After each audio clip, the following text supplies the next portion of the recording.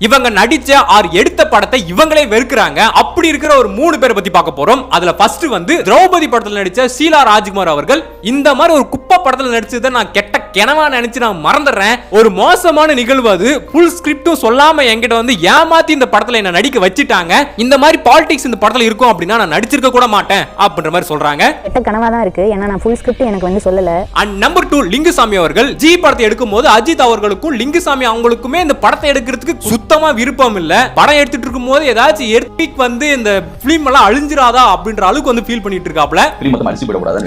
வேண்டா வெறுப்பா படத்தை எடுக்கிறதுக்கு பதிலா நிறுத்திருக்கலாம் பாவம் அந்த ப்ரொடியூசர். அண்ட் நம்பர் 3 மும்தாஸ் அவர்கள். நான் பாவம் பண்ணிட்டேன். நான் சினிமால வந்து அரைங்குறையமா ட்ரெஸ் போட்டு டான்ஸ் ஆனதெல்லாம் வந்து பெரிய பாவம். நான் இப்போ வந்து அல்லாவோட பேபியா மாறிட்டேன். என்ன மன்னிச்சிருங்க. நான் நடிச்ச எல்லா படத்தையும் நான் வெறுக்கிறேன். நான் செத்தா கூட நான் நடிச்ச படத்துல இருக்கிற போஸ்டரை ஒட்டாதீங்க அப்படின்ற மாதிரிலாம் வந்து சொல்லி ஃபீல் பண்றாங்க. பாவம் செஞ்சது கண்ணு.